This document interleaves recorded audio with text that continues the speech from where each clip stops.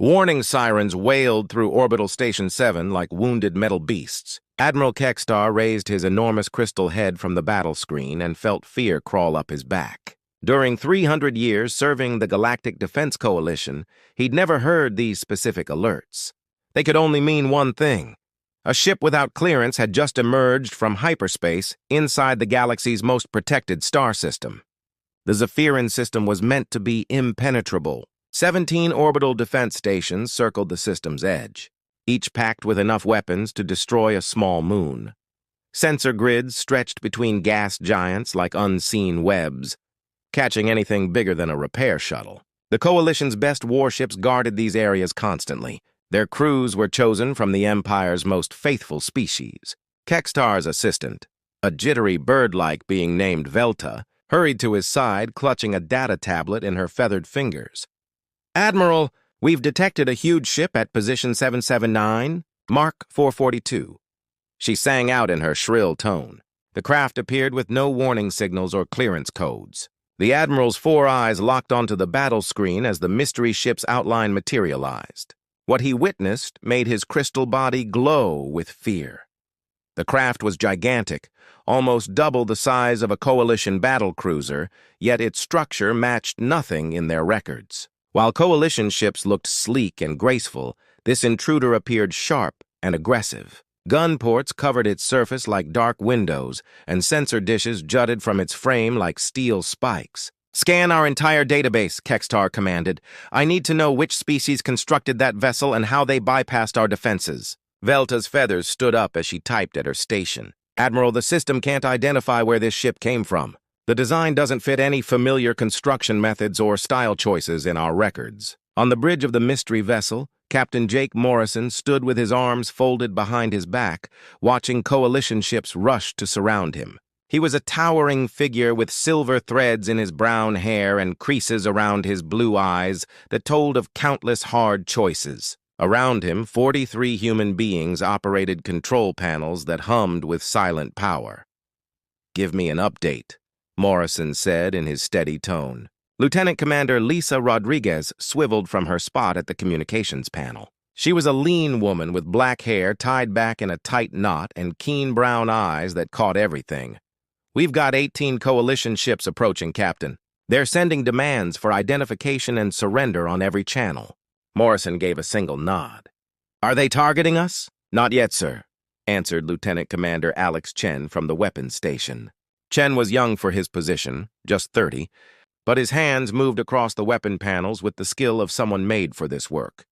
"They're keeping away for now, but I'm picking up active targeting beams from at least 12 vessels. They're being cautious," Morrison noted. "That shows intelligence on their part." Dr. Kevin Hughes glanced up from the science station where rivers of information flowed across several monitors.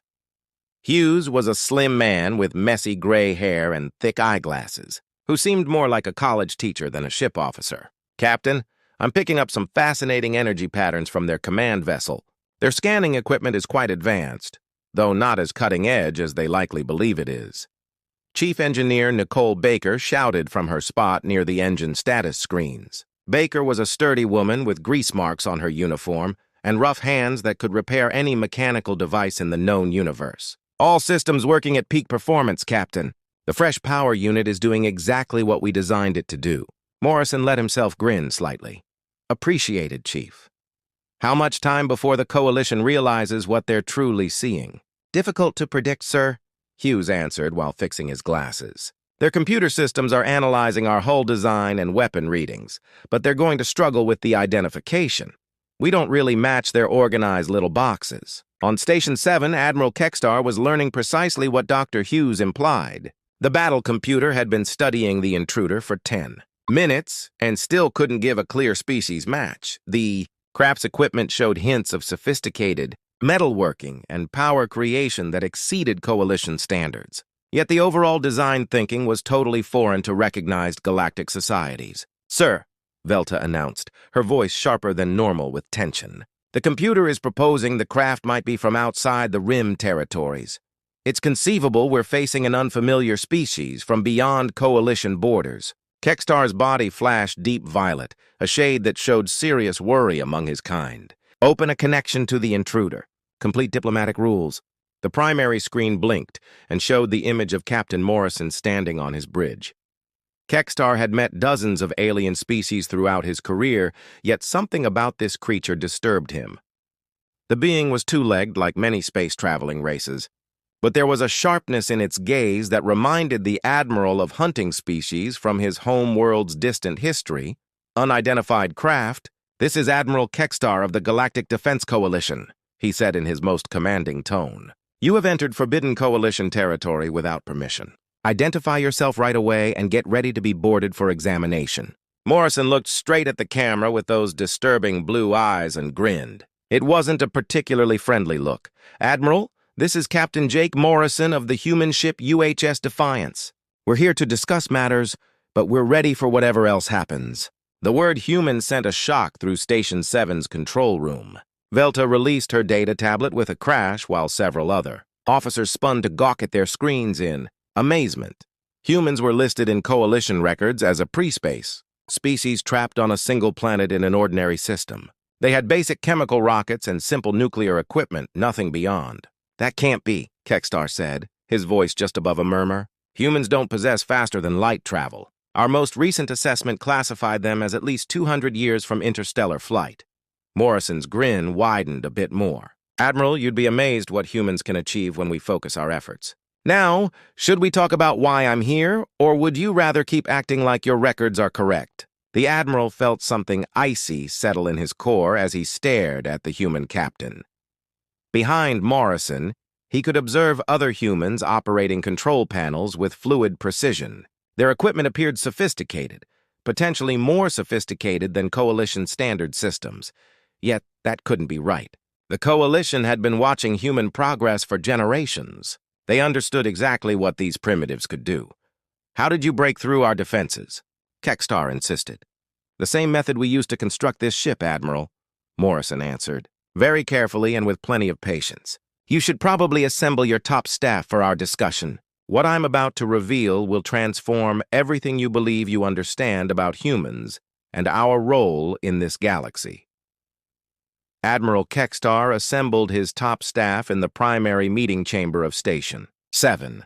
The round room contained representatives from 6 different Coalition species, each one more bewildered than the next about the crisis unfolding in their star system. General Thoxon, a huge reptilian leader, drummed his talons anxiously on the metal surface, while Commander Yilnara, an elegant water-dwelling being in her special suit, rocked back and forth with worry. "The human craft has been positioned in our territory for 2 hours, Kextar declared to the gathered officers. "Our readings reveal it contains sophisticated equipment that shouldn't exist. I need explanations about how a backward species built something that makes our finest ships appear obsolete." Captain Morrison materialized on the primary screen when the communication connection activated. Behind him, the bridge of the Defiance hummed with quiet motion as human crew members handled their posts. Lieutenant Commander Rodriguez stood at his right while Dr. Hughes watched several information streams from his science panel. "Admiral," Morrison said with that same unnerving grin, "I understand you wanted to learn how we arrived here. The reality is going to be difficult for you and your colleagues." Kextar leaned forward in his seat. "Tell us what you mean, human." Morrison motioned to Rodriguez, who advanced holding a data tablet in her hands. 20 years back, your coalition reached a conclusion about humanity's destiny." She started in a crisp, calm voice. "You concluded we were too risky to be permitted into space." The Admiral's crystal body flashed orange with shock. "That information is restricted. How could you possibly learn about private coalition discussions?" "Because we located the proof," Rodriguez stated. She tapped her data tablet and pictures surfaced on both ships' screens. The images revealed wreckage from human spacecraft, destroyed laboratories, and documents stamped with Coalition security marks. Your organization sabotaged our initial warp drive tests. You removed key researchers who were approaching major technical advances. You guaranteed humanity would remain stuck on Earth. General Thoxon hammered his massive claw on the surface. Those actions were required for galactic protection. Humans displayed excessive violence and erratic behavioral tendencies. The danger evaluation clearly showed they would upset the existing stability. Morrison's blue eyes turned, ice cold. Upset your empire. You mean you weren't concerned about stability, General? You were concerned about rivals. Dr. Hughes looked up from his panel and adjusted his eyeglasses. Admiral, would you care to know what your sabotage truly achieved? Rather than halting human advancement, you showed us something extremely important. You showed us that we couldn't rely on anyone else to shape our destiny. The human researcher touched a button and fresh images appeared on the screens.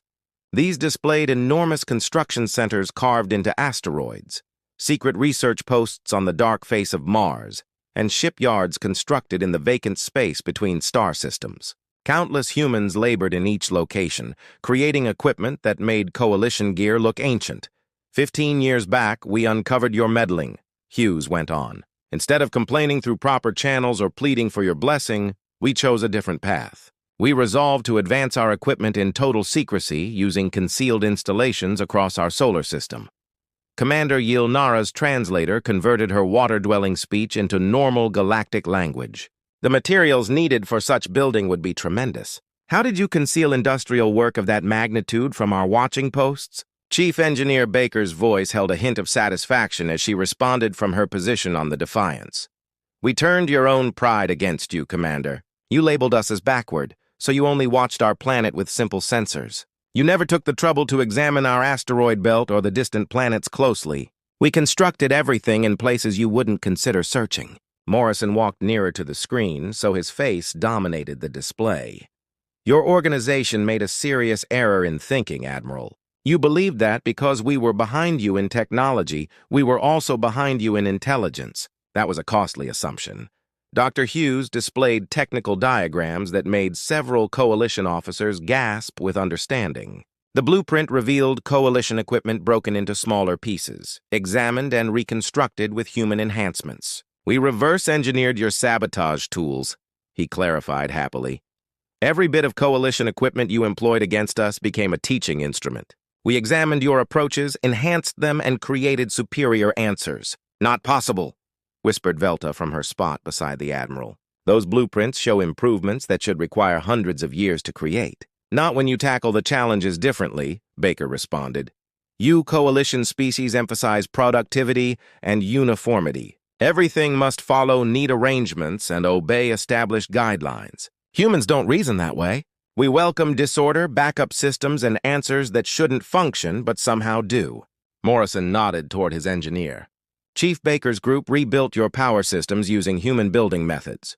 Where your blueprints focus on reliable operation, ours focus on flexibility. Our systems gain knowledge from practice and adjust themselves to manage fresh challenges. They understand. Coalition officers traded concerned looks as the meaning became obvious. Admiral Kekstar felt his body moving through several different shades as stress chemicals flooded his system. How many vessels like the Defiance do you have? Morrison's grin came back. And this time it was certainly not welcoming. That's a superb question, Admiral. The Defiance represents 15 years of secret human advancement. We constructed it to show what we're capable of when left to our own choices. Rodriguez advanced again with her data tablet. But it's not our sole ship, Admiral. It's simply the one we dispatched to present ourselves to your coalition. You understand? Morrison continued as he folded his arms behind his back. We learned something intriguing during our investigation. Humans aren't the sole species you've meddled with over the last 300 years. We located proof of coalition sabotage against 17 other developing societies. You've been methodically blocking any species from progressing enough to threaten your power. Dr. Hughes glanced up from his panel with authentic interest in his gaze. We grew quite fascinated by this habit. It made us question what other mysteries the Coalition might be concealing from the galaxy. General Thoxon's reptilian features twisted into a growl. You lack any authority to challenge Coalition power or tactics. We preserve stability and order across thousands of planets. No, Morrison said softly. You preserve dominance? There's a contrast, and humans are quite skilled at spotting the difference. The human captain moved to position himself right in front of the communication screen. Admiral Kekstar, I require you to grasp something quite significant. The Defiance didn't arrive here to request approval to enter your coalition. We arrived here to notify you that humanity is claiming its position in the galaxy, whether you agree or not. Rodriguez checked her data tablet again. Our concealed installations have been creating more than simply ships. Admiral, We've been advancing equipment to assist other suppressed species resist coalition oppression. Some of those 17 societies you sabotaged, they're not as powerless as you assume anymore. The Admiral felt something like terror entering his mind. What are you telling me? Morrison's voice held the force of complete confidence. I'm telling you your 300 years of unopposed control are finished, Admiral. Humanity has joined the galaxy, and we brought companions. The diplomatic discussion continued into their fourth hour, with no actual movement forward. Admiral Kekstar found himself growing more irritated as Captain Morrison responded to every inquiry with composed accuracy, while exposing nothing about human plans or strengths. The Coalition fleet had expanded to 26 ships encircling the Defiance, yet the human craft displayed no worry about the crushing numbers. "Captain Morrison!" General Thoxon snarled through the communication connection. "You mentioned partnership with other species, yet you declined to share specifics about your genuine military capacity. How do we confirm you're not merely pretending with a single test vessel?" Morrison appeared contemplative for a moment, then turned to Lieutenant Commander Chen at the weapons station. "Alex, I believe our Coalition companions need a display of what human building can accomplish. Would you mind revealing our point defense systems?" Chen's hands moved across his buttons with skilled fluidity. "Of course, Captain. Should I run the normal targeting drill?" "That should work," Morrison responded. On Station 7, Velta suddenly chirped a warning as her sensors caught movement from the human craft. "Admiral, the Defiance is releasing objects from various openings across its surface." Kekstar observed his battle screen as numerous small metal balls spread out from the human ship in a complicated three-dimensional arrangement. Each ball was about the size of a shuttle and moved with intention through space around the Defiance. "Those look like targeting drones," Commander Yilnara remarked from her special suit. "Normal procedure for weapons evaluation, though I've never witnessed so many released at once." Dr. Hughes glanced up from his science station aboard the Defiance with clear excitement in his gaze. "Admiral, you're about to see something that Coalition Janlu Jia claimed was theoretically unachievable. Our computer systems can follow and attack thousands of separate targets while keeping flawless precision across the complete battle area." The display started without notice. Blazing blue energy rays shot out from concealed weapon openings all across the Defiance's surface. Each ray was exactly tuned to hit a distinct target drone, and the shooting sequence lasted for precisely 30 seconds. When the light display concluded, every single targeting drone had been turned into glowing wreckage. Chief Engineer Baker announced proudly from her station, "All systems operated within ideal limits, Captain. 0 missed targets, 0 accidental damage, and power use stayed well under maximum ability." Admiral Kekstar stared at his battle screen in stunned quiet. The Defiance had just shown the capacity to attack over 3,000 separate targets at once with flawless precision. No Coalition craft could handle more than several dozen attacks at the same time, and even their finest computers had difficulty with target recognition in complicated situations. "How is that degree of computing strength achievable?" whispered Velta as she examined the sensor information from the display. Morrison appeared to catch her inquiry through the communication connection. "Chief, would you mind clarifying our computing method to our Coalition companions?" Baker wiped her hands on a cloth and moved closer to the screen. "It's actually quite straightforward once you grasp human reasoning. Coalition computers are built for productivity and uniformity. They handle information in tidy, organized sequences, obeying predetermined arrangements." She pointed toward her building screens where streams of information flowed in arrangements that appeared almost living. "Human computers function differently. We employ quantum biological mixed systems that handle various information streams at once while gaining knowledge from each battle. Our machines don't simply obey instructions. They reason and adjust in the moment." Dr. Hughes contributed from his spot. "The quantum chips handle raw computing strength, while the biological parts supply creative problem-solving skills. It's like having thousands of human minds cooperating inside each computer unit." General Thoxon's reptilian features displayed deep worry. Such equipment would need generations of sophisticated investigation. How did a backward species create quantum biological computing? Morrison's look grew stern. "Because humans don't recognize restrictions the way other species do, General. When your organization informed us something was unachievable, we treated that as a challenge instead of a truth. Lieutenant Commander Rodriguez advanced with her data tablet. While you've been observing our weapons display, our sensors have been performing a thorough examination of every coalition craft in this system. Would you care to observe what we've discovered about your equipment? Before anyone could answer, the primary screens on both ships displayed detailed technical diagrams. The blueprints revealed the internal makeup of coalition battlecruisers, the power delivery systems of the orbital stations, and the defensive abilities of every craft present. Each diagram was labeled with human notes identifying flaws and possible enhancements. "This can't be real," Commander Yilnara said through her translator. "Our ships employ sophisticated encryption and protection to block detailed examinations." Hughes fixed his eyeglasses and grinned like a teacher clarifying a basic idea to pupils. "Your encryption is quite advanced by galactic measures. Sadly for you, quantum biological chips don't tackle code breaking the same way regular computers do. We don't attempt to crack your encryption through math. We reason our way around it using arrangement identification and creative jumps." Chief Baker displayed another screen showing power movement diagrams from coalition ships.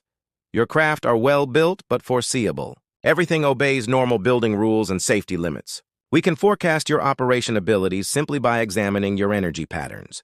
Morrison walked nearer to the communication screen. "Admiral, I want you to comprehend what you're observing here. In the 4 hours we've been discussing, the Defiance has thoroughly charted every defensive setup in your most protected star system. We understand precisely how your shields function, where your weapon groups are positioned, and how to shut down your main systems." The Coalition officers traded concerned glances as the meaning became obvious. Their most sophisticated equipment had been completely examined and recorded by a species they judged backward. Even worse, the humans had completed this achievement while encircled by numerous hostile warships without displaying any hints of pressure or worry. "But here's what should truly concern you," Morrison went on in his composed tone. "We completed all of this without turning on our main scanning systems or exposing our genuine abilities. What you've observed so far represents simple human equipment, not our most advanced creations." Lieutenant Commander Chen looked up from his weapons station. "Captain, I'm catching movement from several coalition craft. It seems they're trying to gain superior targeting positions on our location." Morrison gave a single nod. "Demonstrate to them why that's not a wise choice, Alex." Chen's hands moved across his buttons, and suddenly every coalition ship in the system discovered their targeting computers loaded with incorrect information. Their sensors displayed the Defiance in numerous different positions at once, while their weapon systems showed various target captures that couldn't possibly be right. "Electronic interference equipment is running at lowest power level," Chen announced. "I can keep this degree of disruption going forever without impacting our other systems." Admiral Kekstar felt his crystal body moving through several worrying shades as he grasped the complete extent of humanity's equipment advantage. The humans weren't simply sophisticated. They were functioning on totally different rules that made coalition protections meaningless. "What do you desire from us?" he asked quietly. Morrison's grin returned, but this time it held a touch of authentic warmth. "That's the first smart question you've posed all day, Admiral. We desire to have a genuine discussion about the destiny of this galaxy and humanity's position in it." Admiral Kekstar anticipated Captain Morrison to demand territory or materials like any conquering species would. Instead, the human captain did something that chilled the Admiral to his crystal center. Morrison started showing proof of coalition wrongdoings that covered 300 years of galactic history. "Before we talk about the destiny, Admiral, we must address the history," Morrison said as fresh images appeared on the screens on both ships. The pictures revealed destroyed investigation centers, killed researchers, and sabotaged spacecraft from numerous different planets. "Your coalition hasn't been keeping stability. You've been methodically removing any species that displayed capability to threaten your power." Dr. Hughes displayed detailed records from his science station. "We invested 5 years investigating coalition actions across the galaxy. What we discovered was a habit of meddling that extends far past what you did to humanity. The Cathar had created promising energy weapons before strange accidents destroyed their main investigation centers. The Velron achieved early faster-than-light movement until their experimental ships started having deadly system breakdowns. Lieutenant Commander Rodriguez advanced with her data tablet. The Zenthani were developing sophisticated defensive equipment when their top researchers died in what your accounts labeled as natural deaths. The Morphic Collective had revolutionary computer systems until their information storage was damaged by mysterious viruses. Each discovery struck the Coalition officers like physical impacts. These were restricted operations that should have been unachievable for outsiders to uncover. General Thoxon's talons scraped against the metal surface as he fought to understand what he was hearing. "How did you gain entry to locked Coalition records?" Commander Yilnara insisted through her translator. Morrison's look turned cold as winter space. "The same method we gained everything else, Commander. We went searching for it. Humans are quite good at discovering things that other people want to keep concealed." Chief Engineer Baker announced from her station aboard the Defiance. "Captain, we're getting transmissions on the protected channels. Our companions are announcing successful operations across 17 different star systems." Morrison gave a single nod. "Connect them, Chief." The primary screen separated into various sections displaying representatives from species that the Coalition had thought were gone or backward. A crystal being that resembled Admiral Kekstar, but with distinct shading, spoke first. "Captain Morrison, this is Commander Zell of the Free Cathar Republic. Our forces have successfully freed the main Coalition investigation center in the Altry system. We recovered wide-ranging proof of Coalition tests on captured Cathar researchers, a flowing energy being materialized in another section of the screen. This is Collective Node Prime of the reformed Morphic Collective. We have seized Coalition information storage centers in 3 systems and recovered our taken investigation records. The data validates everything in your accounts about Coalition meddling in our advancement." More alien faces materialized as extra species announced successful operations against Coalition setups. Each one represented a society that the Coalition had believed was safely controlled or removed. Admiral Kekstar felt his worldview falling apart as he grasped the scope of the planned uprising happening across the galaxy. "This is Uprising," General Thoxon snarled. "The Coalition will not accept such actions of violence against proper power." Morrison turned to confront the Coalition officers with eyes that blazed like blue suns. "Proper power, General. Your Coalition has performed genocide against complete societies. You've killed millions of thinking beings to keep your grip on control. What we're doing isn't uprising. It's fairness."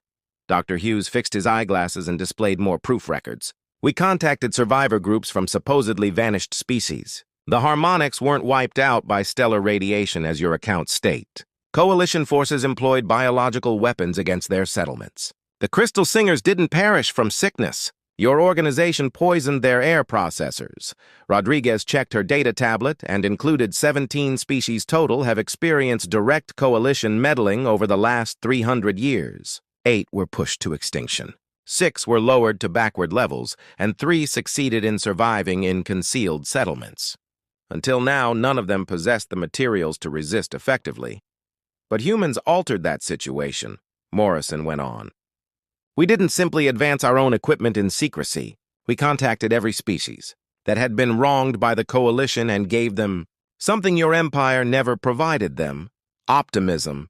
The screens displayed images of enormous construction centers constructed by various species, cooperating together, human equipment combined with alien breakthroughs, to produce weapons and ships that exceeded anything in Coalition records. Cathar energy systems drove Morphic computers operating human programs, while Zenthani defensive barriers protected craft constructed from crystal materials that the Coalition had believed were gone forever. "Your biggest error," Morrison said as he walked nearer to the communication screen, "was believing that suppressed peoples would never discover methods to talk with each other.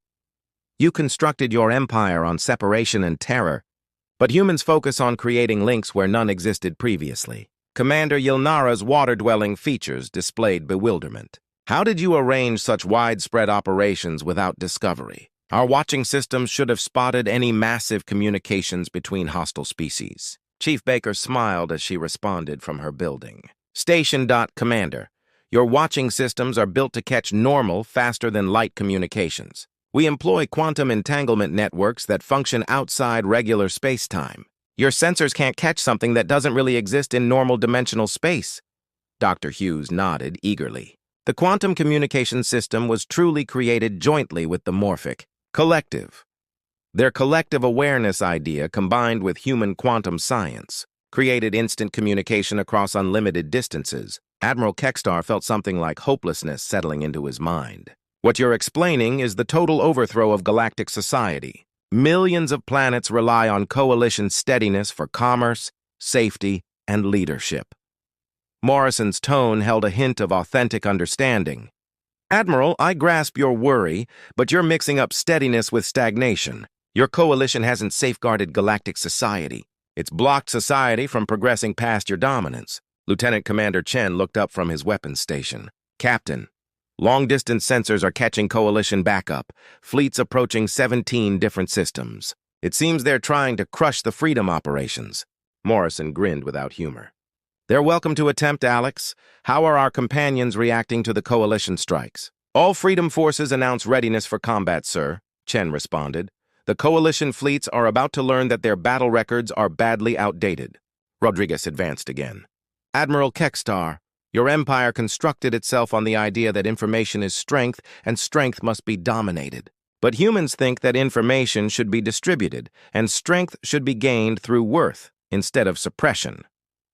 Morrison folded his arms behind his back and confronted the coalition officers straight on. The galaxy you recognized is concluding, Admiral. You can decide to adjust to the fresh reality we're producing, or you can battle a conflict you cannot win against opponents you've undervalued for far too long. The human captain's closing words held the force of complete confidence. Either method, the era of coalition control is finished. 6 months afterward, Admiral Kekstar sat in a tiny chamber aboard a prison transport ship and observed through the strengthened window as human craft arranged relief work around the freed planet of Nexadara. The view loaded him with a blend of wonder and harsh sorrow. Where coalition forces had once kept order through terror and rigid rules, humans and their companions cooperated together with a productivity that his organization had never reached. The former admiral had been removed of his position and now waited trial for wrongdoings against thinking species. The accusations against him occupied a data tablet 3 inches thick with thorough proof of operations he had once judged necessary for galactic steadiness. Conflict wrongdoings, genocide, planning to perform killing, and organized suppression were simply the start of a list that appeared to expand longer each day as more proof emerged from freed coalition records. Through his chamber window, Kekstar could observe the huge human command ship that had replaced Station 7 as the control center for this star system. The craft was named the Liberty, and it worked as headquarters for something the humans labeled the Galactic Freedom Alliance. Unlike the cold, empty design of coalition ships, the Liberty buzzed with motion as representatives from 47 different species cooperated together in its passages and meeting rooms. Captain Morrison, now Admiral Morrison, stood on the bridge of the Liberty and examined accounts from freshly freed systems across the galaxy. The shift from coalition control had not been calm everywhere. Yet human equipment and alliance arrangement had proven decisive in every significant. Battle.coalition fleets that had appeared unbeatable just months back now sat in orbital, shipyards being transformed for calm purposes or broken down for materials. Status account from the Centauri Freedom Fleet. Lieutenant Commander Rodriguez announced from her fresh position as Alliance Communications Director. She wore a uniform that displayed symbols for various species, showing her role in arranging between different alien governments and societies. Admiral Chen announces total success in the Centauri system, Rodriguez went on. The final coalition resistance forces gave up this morning after witnessing what occurred to their backup fleet. Complete losses were small on both groups. Morrison nodded with approval. Alex Chen had gained his advancement to admiral after creating the battle approaches that made coalition resistance almost useless. Human electronic interference abilities meant that coalition ships frequently discovered themselves shooting at incorrect targets. While their own weapon systems declined to react to instructions, most coalition leaders picked surrender instead of confronting the embarrassment of being beaten by equipment they couldn't grasp.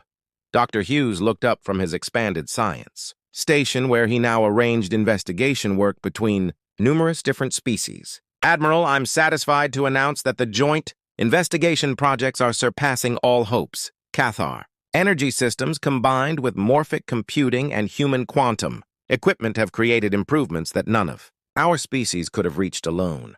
The change of galactic equipment had been one of the most extraordinary features of the post-coalition time, where the coalition had jealously protected technical mysteries and blocked innovation that might endanger their dominance. The Alliance promoted open distribution of information between species. The outcome was an explosion of progress that had pushed galactic society forward by hundreds of years in just 6 months. Chief Engineer Baker announced from her position, handling the Liberty's sophisticated systems. "Admiral, we're getting the closing accounts from the shipyard building projects. The fresh Alliance craft are coming off creation lines ahead of timeline, and their operation details are extraordinary." Morrison grinned as he examined the building accounts. The fresh Alliance ships represented everything the Coalition had worried about regarding unrestricted technical advancement. They were quicker, more capable, and more flexible than anything that had existed under Coalition control. More significantly, they were being constructed by free species cooperating together instead of enslaved groups forced to work for their suppressors. "Any update from Earth about the diplomatic assignment?" Morrison inquired. Rodriguez checked her communication records. "The group from the Galactic Freedom Alliance reached Earth yesterday. President Williams announces that 47 species have officially asked to create embassies on Earth and study human democratic ideas." The contradiction was not lost on Morrison that Earth, which the Coalition had attempted to keep separated and backward, had become the center of a fresh galactic society based on liberty and teamwork. Human ideas like individual freedoms, representative leadership, and calm shifts of control were expanding across the galaxy quicker than the Coalition's strict ideas had ever gained ground. "What about the refugee relocation programs?" Morrison asked. Dr. Hughes displayed holographic screens showing star charts marked with green symbols. "The rebuilding work is advancing smoothly, Admiral. 17 species that were believed vanished have been brought back to workable group levels using the genetic records we recovered from Coalition investigation centers. The Crystal Singers completed their first public performance in over 100 years last week, and the recording has been sent to every Alliance planet." Morrison felt a deep sense of approval at that update. The Coalition had attempted to delete complete societies from existence, yet humans and their companions had shown that life and imagination were more powerful than suppression and terror. The galaxy was becoming more varied and lively than it had been in hundreds of years. Lieutenant Commander Chen, now working as Alliance Strategic Coordinator, came near with a data tablet in his hands. "Admiral, we've gotten the closing surrender papers from the Coalition High Command. The remaining Coalition forces have decided to stop fighting and accept Alliance power." Morrison accepted the data tablet and examined the terms of surrender. The Coalition's 300-year rule of terror was officially finished, replaced by an alliance of free species dedicated to teamwork instead of control.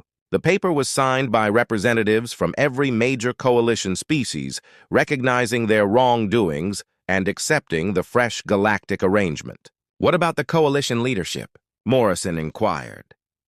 "Most are in detention waiting trial," Chen responded. "Some have asked for protection in trade for testimony about Coalition operations. A few ran to the Outer Rim territories, but they present no major danger to Alliance protection." Morrison walked to the primary viewing window and looked out at the busy motion around the Liberty. Human ships labored alongside craft from numerous other species, distributing equipment and materials in methods that would have been unachievable under Coalition control. The view reminded him of why humanity had battled so hard to reach this moment. Admiral Rodriguez announced, "We're getting a priority transmission from the Alliance Council on Earth. They're asking for your thoughts on the suggested constitution for the Galactic Freedom Alliance." Morrison turned back to his crew with a grin. The Alliance Council had been laboring for months to produce a governing paper that would safeguard the freedoms of all thinking species while blocking any single group from controlling the others. It was the kind of challenge that humans focused on solving through compromise and imaginative reasoning. "Inform them we'll examine their suggestions and give feedback within the week," Morrison responded. "And Rodriguez guarantee our suggestions include rules for regular elections and position limits. The final thing this galaxy requires is another permanent ruling group." As Morrison returned to his command seat, he thought about the journey that had brought humanity from a tiny, separated planet to the center of galactic society. The Coalition had attempted to keep humans backward and trapped, but their suppression had only shown humanity the most significant lesson in galactic history. Liberty was not something to be granted by others, but something to be claimed and distributed with all who wanted it. The galaxy was finally free, and humans had demonstrated to everyone that the greatest power came not from dominating others, but from assisting them dominate their own destinies.